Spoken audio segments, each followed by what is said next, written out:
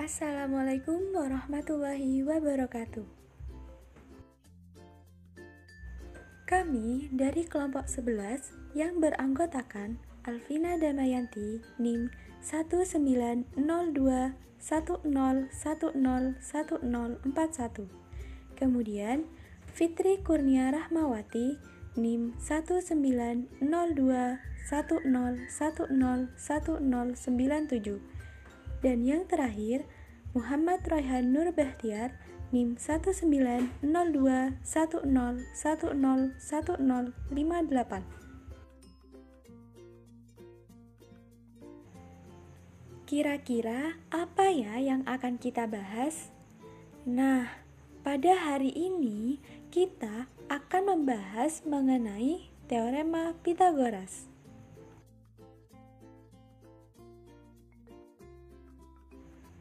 Apa itu Teorema Pitagoras?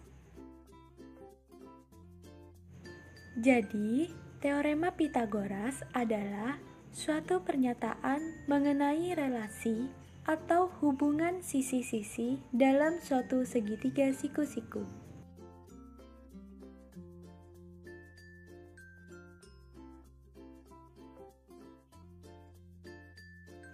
Adapun persamaan Teorema Pitagoras yaitu A kuadrat plus B kuadrat sama dengan C kuadrat.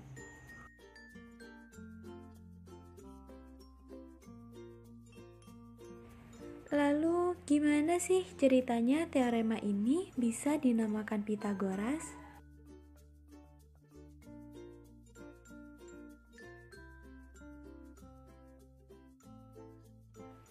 Nah, kita kenalan dulu deh dengan sosok Pitagoras. Jadi, Pitagoras dilahirkan pada tahun 570 sebelum Masehi di Samos. Samos ini merupakan sebuah pulau yang terdapat di Yunani kuno. Zaman Pitagoras itu disebut juga dengan era filsafat Yunani kuno. Kemudian, Pitagoras meninggal pada tahun 495 sebelum Masehi di Krototon atau Metapontum.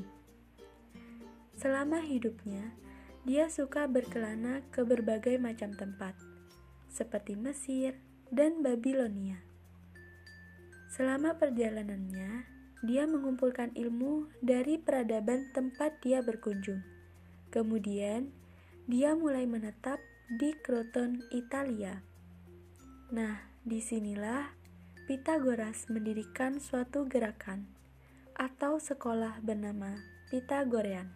Di sekolahnya ini, Pitagoras mengajarkan para pengikutnya bahwa segala sesuatu yang ada di alam semesta ini bisa dinyatakan dalam bilangan-bilangan. Karena itu, Pitagoras dan para pengikutnya sangat memuja angka dan rasio-rasio yang bisa dinyatakan dengan bilangan tersebut. Disitulah dia mulai mengutak-atik ilmu yang dia kumpulkan saat dia berkelana. Salah satunya adalah pengetahuan tentang relasi antar sisi-sisi segitiga siku-siku. Berdasarkan catatan sejarah, orang-orang di peradaban Babilonia, Mesir, India, bahkan Cina kuno ternyata sudah memiliki pemahaman tentang relasi antar sisi-sisi segitiga siku-siku beberapa ribu tahun sebelum Pitagoras lahir. Salah satu bukti sejarah adalah tablet milik peradaban Babilonia. Pada tablet ini, tertulis banyak kombinasi 3 angka yang memenuhi syarat teorema Pitagoras, atau sekarang kita sebut juga sebagai Pythagorean triple. Coba kalian pikir, gimana sih caranya peradaban kuno tersebut bisa membangun bangunan seperti piramida, kalau bukan menggunakan pengetahuan relasi antar sisi-sisi segitiga siku-siku. Nah, berikut ini adalah contoh peradaban kuno yang menggunakan hubungan relasi antar sisi-sisi segitiga siku-siku.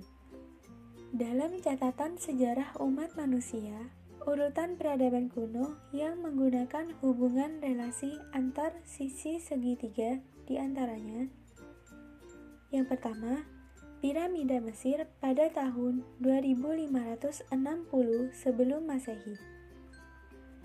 Yang kedua, peradaban Babilonia pada tahun 1762 sebelum Masehi dengan ditemukannya sebuah tabel kuno.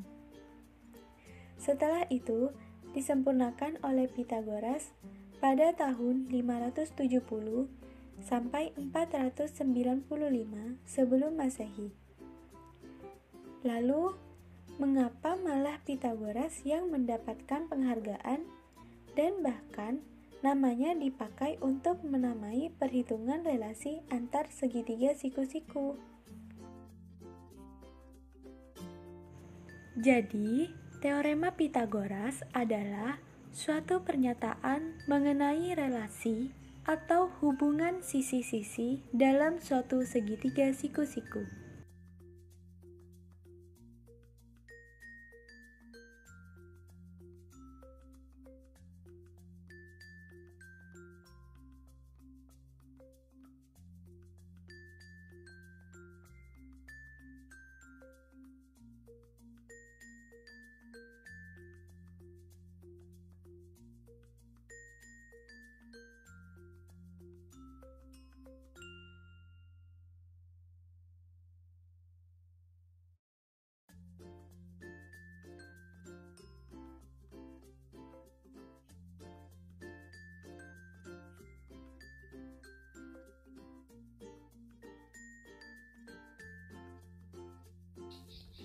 Selanjutnya, pembuktian teorema Pythagoras modern.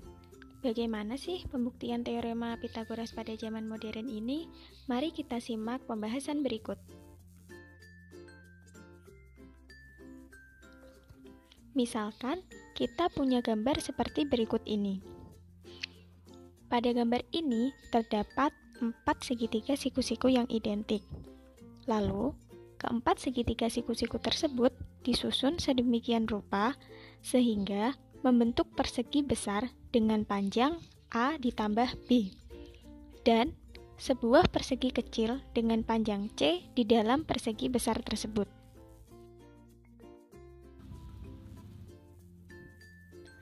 Sekarang kita akan mengatur letak segitiga siku-sikunya sedemikian rupa sehingga kita akan mendapatkan dua buah persegi dengan panjang sisi A dan panjang sisi B.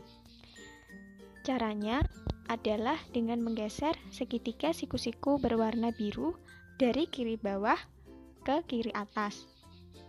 Kemudian kita geser pula segitiga berwarna merah dari kanan atas menuju kiri atas.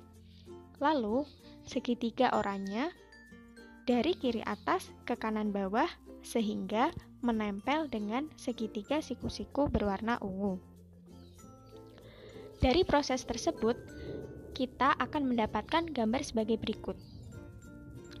Dari gambar gabungan kedua persegi tersebut, terlihat bahwa kita hanya menggeser segitiga siku-siku berwarna biru, merah, dan oranye. Itu berarti luas persegi luar dengan panjang sisi A ditambah B sebelum maupun sesudah pergeseran segitiga siku-siku adalah sama besar.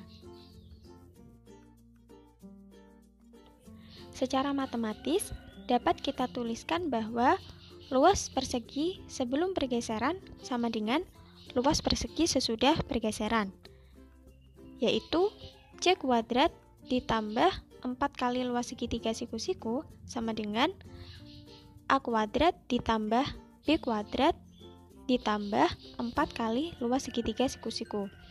Kemudian, kita kurangkan kedua ruas dengan 4 kali luas segitiga siku-siku. Sehingga, hasil akhirnya kita dapatkan A kuadrat ditambah B kuadrat sama dengan C kuadrat. Dengan demikian, kita telah melakukan pembuktian terhadap teorema Pythagoras modern. Selanjutnya, kita langsung masuk ke contoh soal. Soal pertama, perhatikan gambar segitiga siku-siku berikut dan tentukanlah panjang sisi X.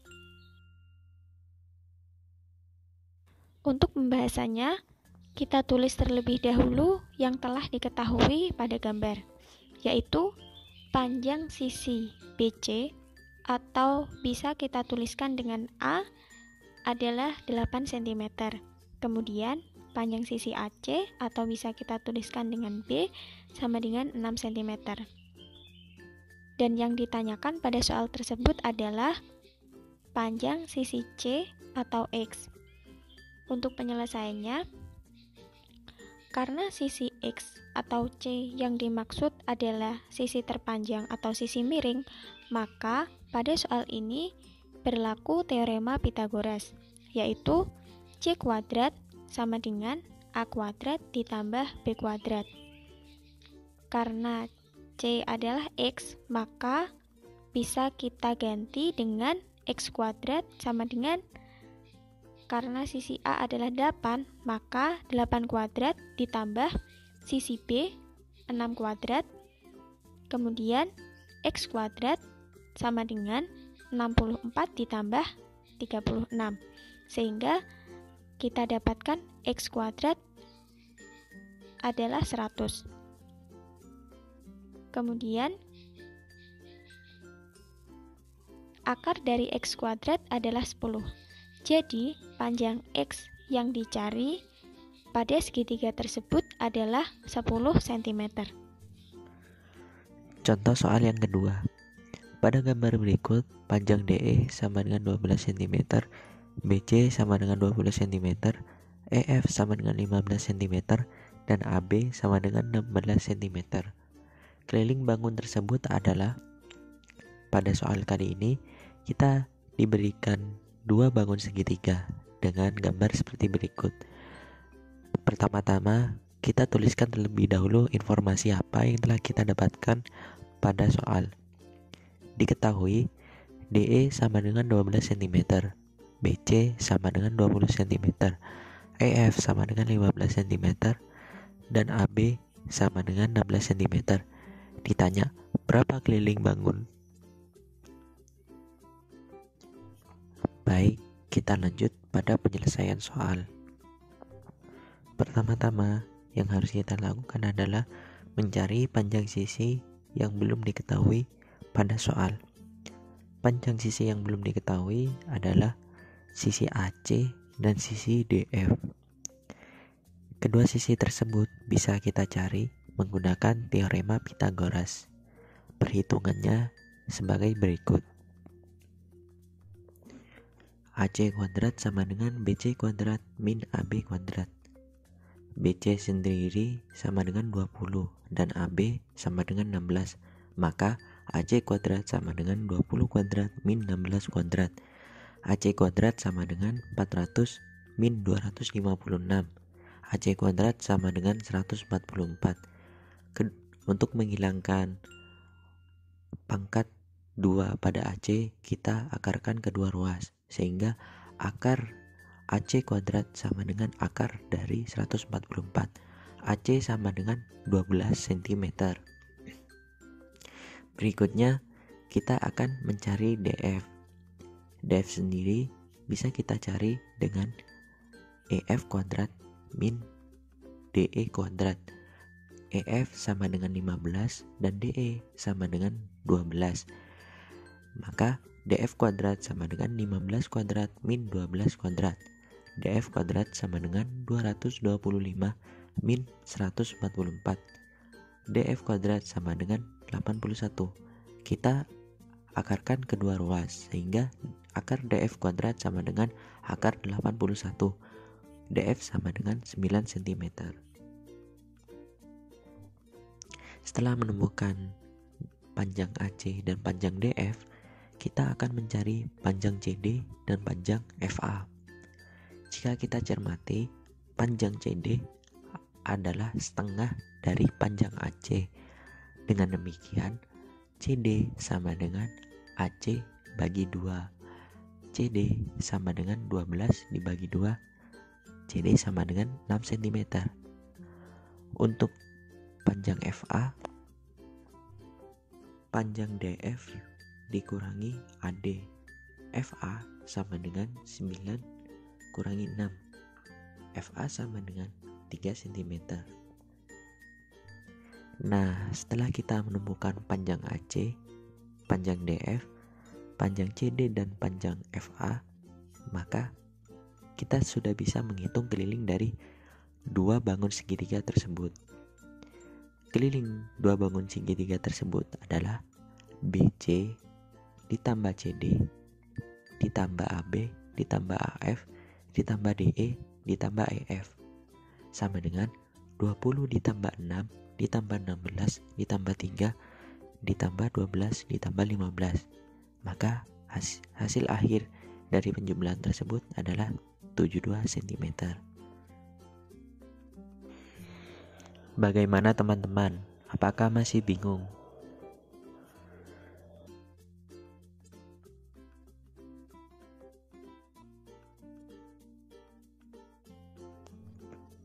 Silahkan putar kembali video ini ya kalau masih bingung. Jika video ini sangat membantu, silahkan like dan share kepada teman kalian. Jangan lupa tinggalkan komentar ya. Mohon maaf apabila masih terdapat kesalahan dan kekurangan dalam video kami. Terima kasih. Wassalamualaikum warahmatullahi wabarakatuh.